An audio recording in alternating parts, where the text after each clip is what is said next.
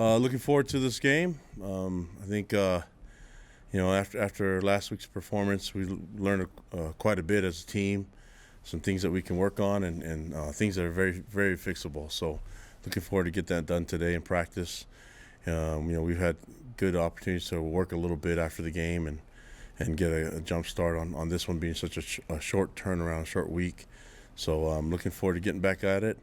Really quality opponent in Houston. You can see from their roster, there's a lot of experience returning, a lot of veteran guys on their team, a lot of depth, and what sticks out is their athleticism and speed. They have a lot of playmakers. Quarterback that seems really comfortable under their scheme this year, and being Dana's second year, well coached, and Dana's done a great job putting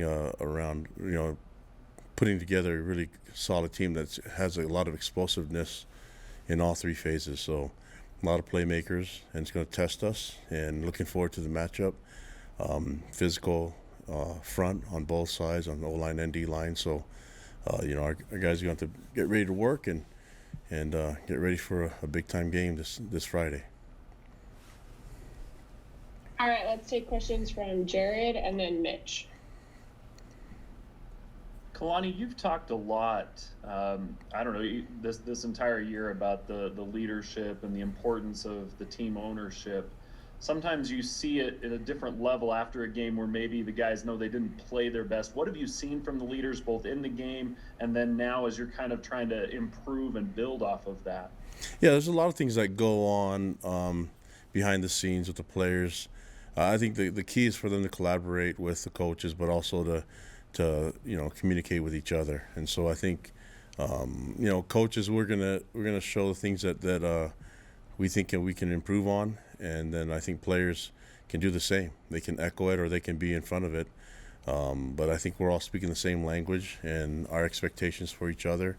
I mean, I like the players being involved in that. I think having the coaches always give praise and criticism isn't the right way to do it. I think you can share that with the whole team, and obviously the coaches will do their part, but there's our job is to teach and have them learn as much as possible. And from what we saw from last week and from Saturday's game, these things are fixable, and will take a lot of focus and guys being having better concentration and then giving credit to our opponents. They played great, but we didn't play our best, and that was unfortunate. We didn't show our best in that game.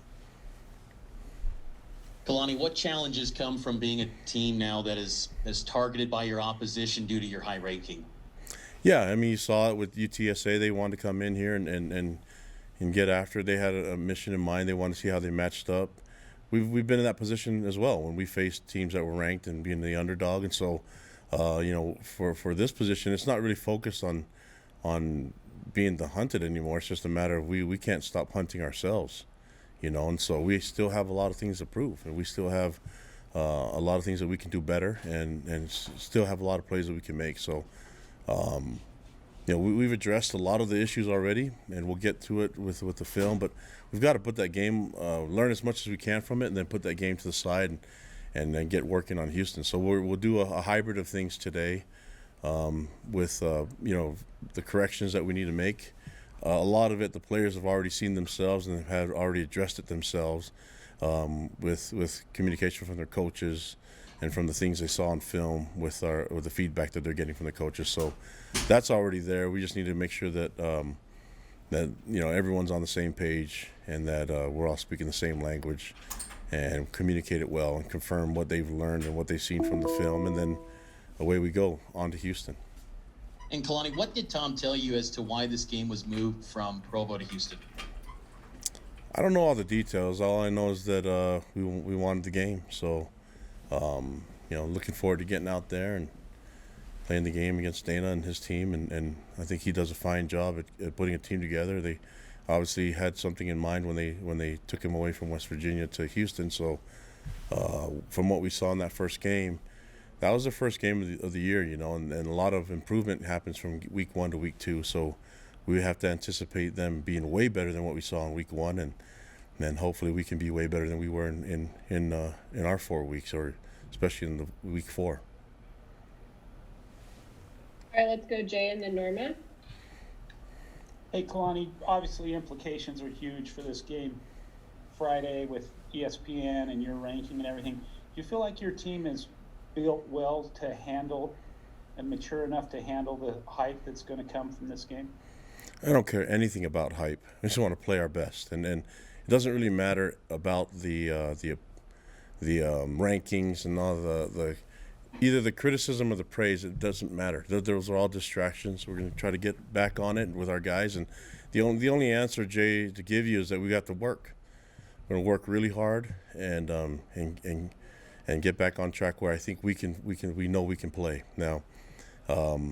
If we can play at our best and minimize the mistakes, then I think we'll be a lot more comfortable with our performance. But we'll have to wait and see how that matches up against Houston.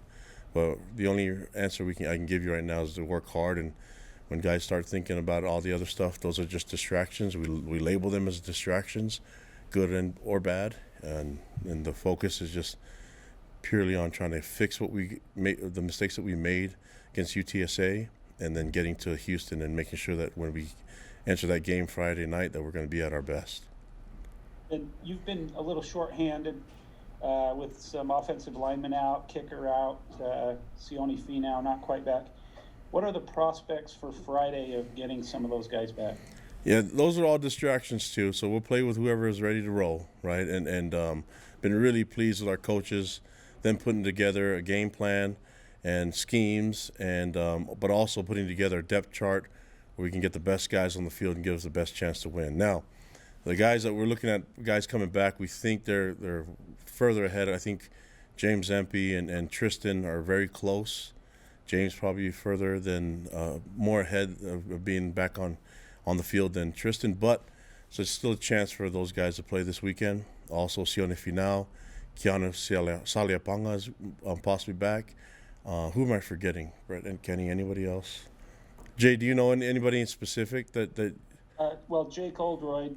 Yeah, Jake Oldroyd as well. Sorry, yeah, we expect him to be back this week as well.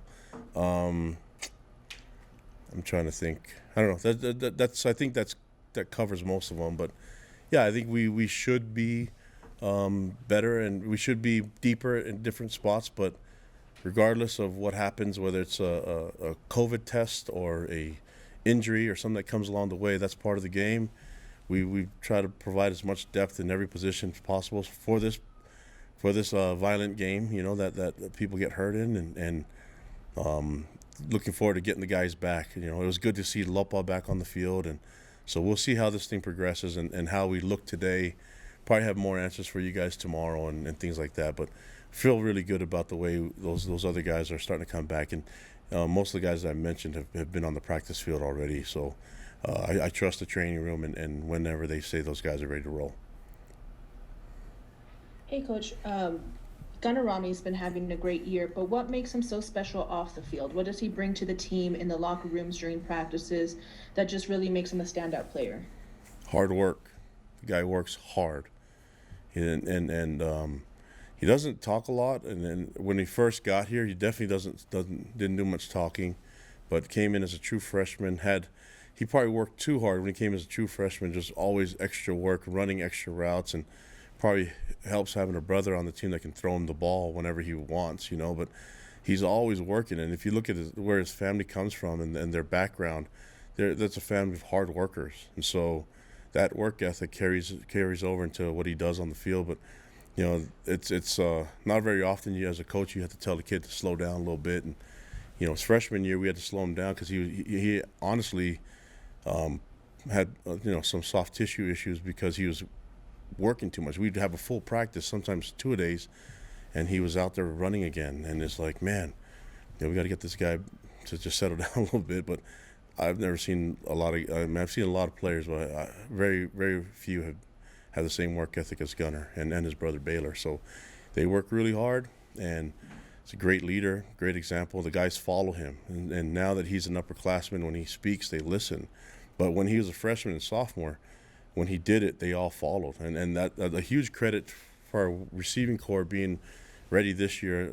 Fessie's done a great job, but allowing Gunnar to lead the way with his example. We lost 3 seniors last year, and they were able to just pick up and roll with it, and that's because guys like Gunner and Dax with their work ethic has been unbelievable. Okay, let's go Shep and then Chris. Kalani, with this being just their second game, your fifth, how much or kind of advantages or disadvantages is it that you have one game to look at for them, they have four to look at on you? Well, I think if you look at that game, you tell they're well coached and they have a lot of upperclassmen, veteran leadership. They ran into some adversity early in that game, and they were able to settle down and basically put the game away, and so that's an indicative of a veteran group, an experienced group, and a well coached group. So I think you'll see a lot of coaches say you see a lot of improvement from week 1 to week 2, and they did some great things in week 1. And so we're expecting a much better team than in this game against us than what they did in their first game. And what they did in their first game was really, really impressive. So, we have to be at our best, and looking forward to getting that done. I just think that I don't think you can read into it other than that they're a better team than what you've already seen on film. Well, and Kalani, I know you're going to play the games wherever you need to play, but the fact that this is the first road game since week 1, are you looking forward to having that little bit of a test, going back on the road after being home for so long? Plus, it'll actually be the first game you guys play in front of fans. Yeah, I guess that's the I don't think you could even tell a difference between home and away games from the first 4 because there's no fans in all 4 of them, and so I don't know how many fans will be in this game, but that would be a different thing that we haven't seen all season long, and so I think the guys are excited. I believe they'll have an opportunity to have their family members at the games and help support them. We'll have some representation there too, and that's way better than what we've had the first 4 games. And so that's something that's different, and I think it's unique, and I think something to look forward to for our players. So we'll just I think that only add to the excitement, but also add to the opportunity for these guys to really shine and play at their best and way better than I know we were capable of in the past. And then I'm talking about the 3 games before. It wasn't just the one against UTSA. There's a lot of things that we should be doing better as a team and in all 3 phases, and I can't wait to get that done. Hopefully we're able to get that done this week and show it on Friday.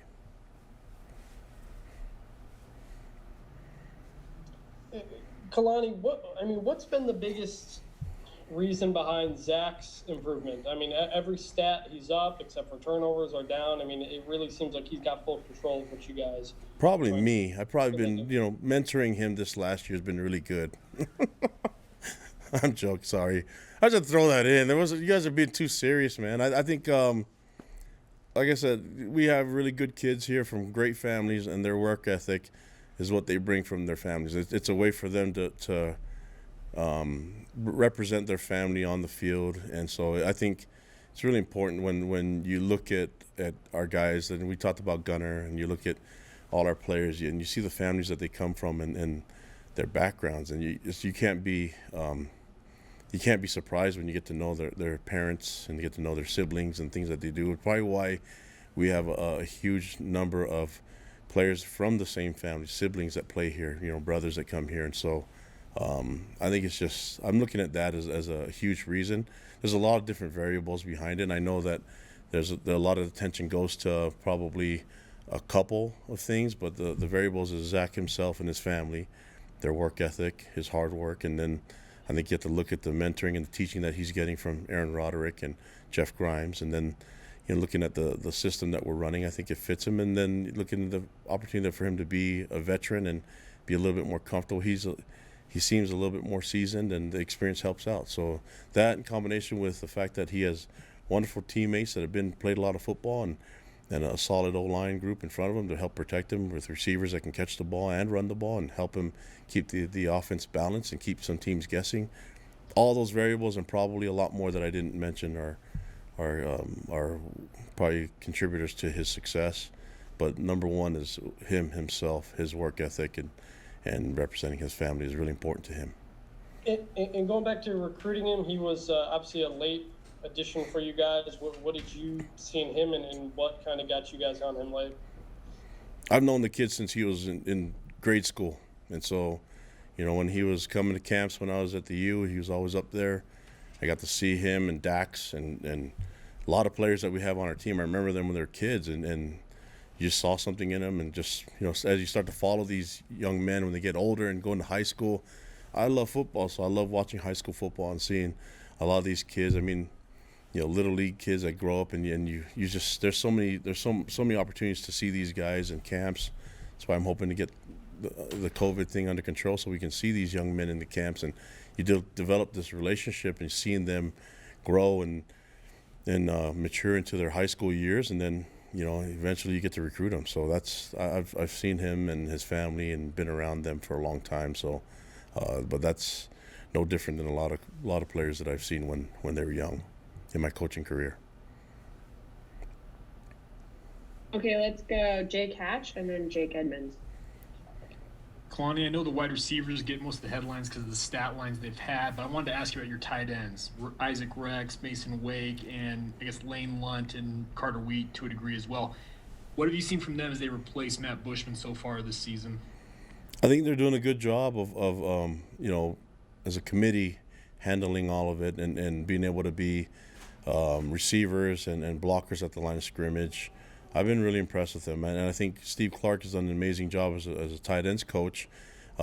Utilizing all the different talent he has. They're all different body types and have different strengths and weaknesses. And one thing I can say Steve's done a great job at is taking any of the weaknesses and making them become eventually strengths now. And that's a young group, and so I've been really pleased with the way our coaches work with them. But again, you look at those players and then where they come from.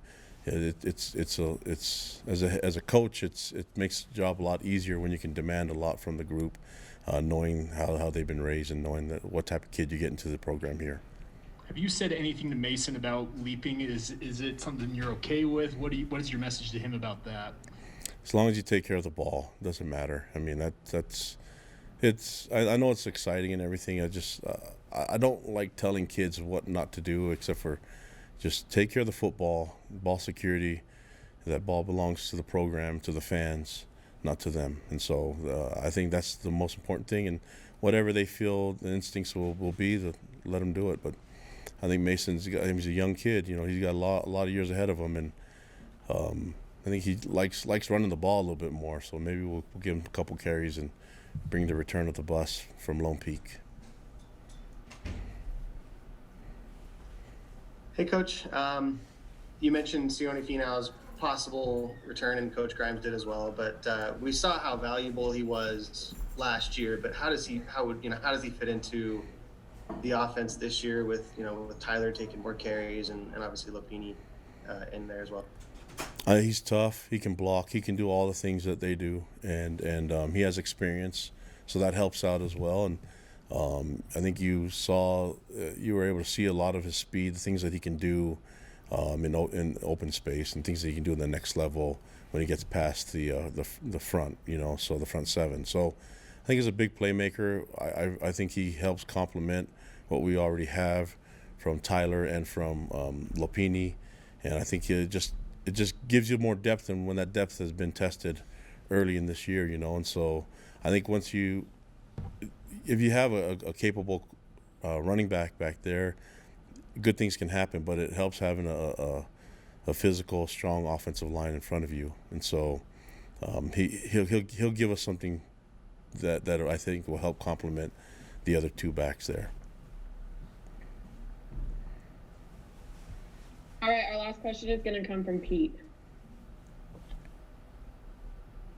Kalani, Pete Thamel from Yahoo, doing something in the bigger picture on Zach. And your program is so steeped with tradition in the pass game, Kalani. I'm just curious if you can give us a thought from the big picture of having the BYU pass game revived and having a dynamic signal caller back there, putting up big numbers and big yards. Just what does that mean to your program, considering the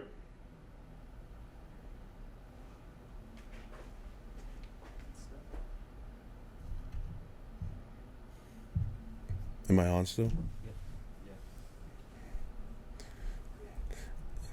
Is it our Wi-Fi? Pete, you might have to ask your question again. Just that last part, no. Just the last part of that question. I think you're asking about the passing game and the tradition. Yes. and it's such it's part of your tradition. I'm just curious what it means from the big picture to have that buzz around a BYU passer back and to have that part of your identity and DNA revive. And I apologize for my internet being shaky here. No, you're good.